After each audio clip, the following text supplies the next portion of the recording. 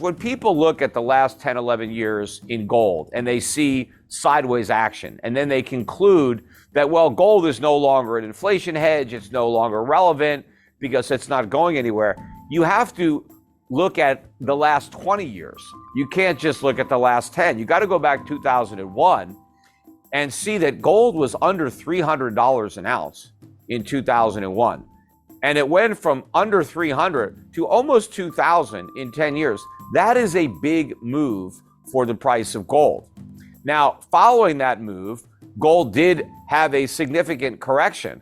Between 2011 and 2015, it corrected down to 1,050, but it never got back below 1,000. And of course, it never went anywhere near the level below 300 where it began the bull market. So gold had a correction, and then it rallied up and made a new high by 2020 after COVID.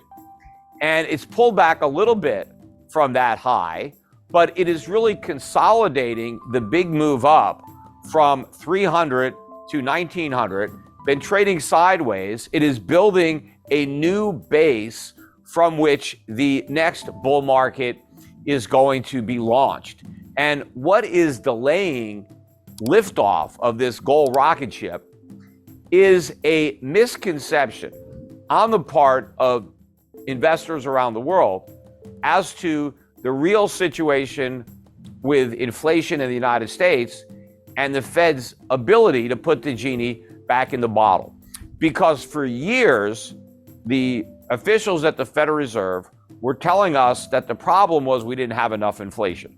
Every time there's some type of evidence that the inflation problem isn't going away or is getting worse, the markets sell gold and they buy dollars. Why?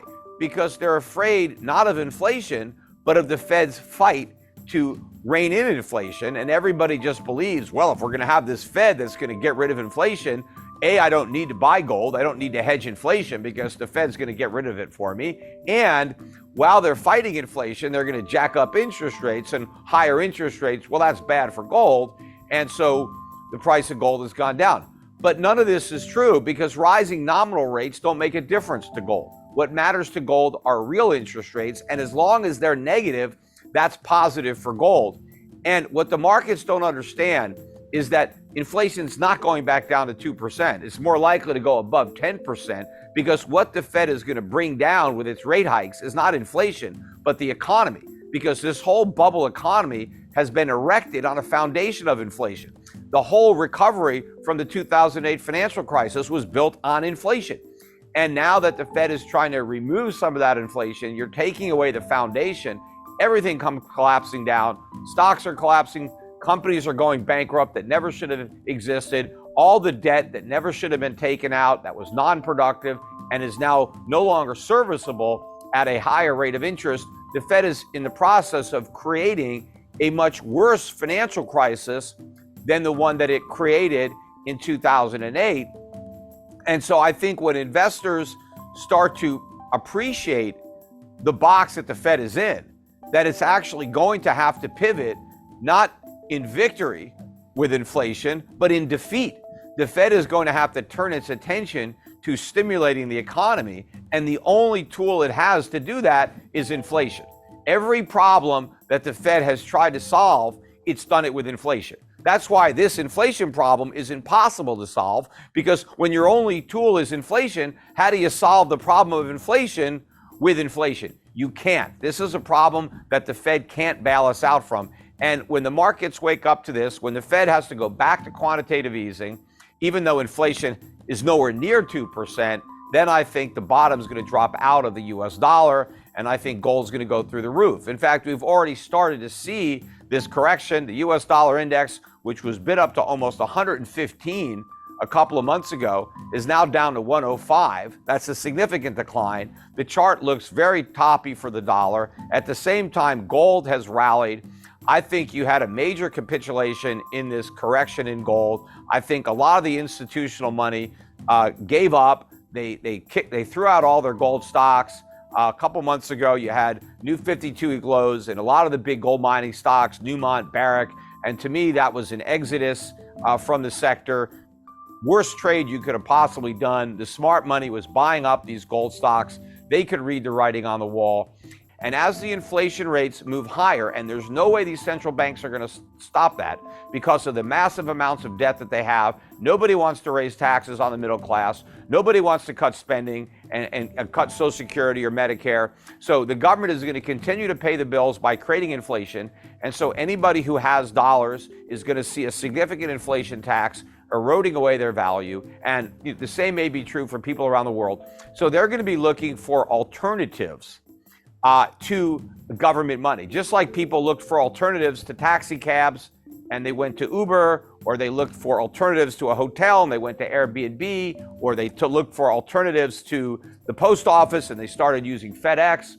They're going to go back to gold as money, but they're not going to be carrying around their gold. Their gold is going to be stored with a reputable third party, and that third party will issue a digital token like a Bitcoin that represents ownership of that gold. The original paper currencies that circulated in the United States were issued by private banks. The Federal Reserve wasn't created until 1913. We had paper money before 1913, but it was all issued by private banks and it was all backed by gold. And what gave the paper currency value was the gold in a vault backing it up. Well, today, you can issue currency backed by gold, but you don't have to do it on paper. You can use blockchain and issue it digitally. You could take a token that represents ownership of gold that's stored that can be transacted and used as a medium of exchange and a unit of account much faster and much quicker than you could use Bitcoin. So if I want to make a transaction over the internet, and let's say I want to buy something from somebody in Australia and I want to pay him, I can instantly send him gold. I don't have to send him the physical gold. That gold sits in a vault. What I send him is my ownership certificate digitally of that gold. And so the ownership of the gold transfers from me to the person in Australia, but the gold continues to sit in the vault. Maybe it's a Brinks vault in Switzerland, something like that, but the ownership changes. People are going to look for alternatives, and the free market will supply it. Initially, the free market supplied Bitcoin because people weren't really looking for a store of value or for an alternative medium of exchange. The demand for Bitcoin was from speculators who wanted to get rich. That's why people bought Bitcoin, so they can, get a Lambo. They pointed to all the people that got in and made a fortune, and hey, you can too. There was no real demand to use Bitcoin as money. I mean, nobody used it as money. But there's going to be a demand to use gold as money. People aren't going to move to gold to get rich. They're going to move to gold to stay rich or just preserve what they have. And as inflation starts to really accelerate at a higher level, I think more and more merchants are going to want to move to a gold standard. They're going to want to get paid for their goods and services in real money, in gold. And with blockchain, that's all possible. That's all easy because you can break up an ounce of gold into tiny fractions. So you don't even need copper anymore or nickel anymore or even silver. You can do all your transactions in one metal, in gold, and you can do it quicker and cheaper than you can actually even in fiat currencies. It's easier than a bank wire. It's cheaper than using a credit card to make payments.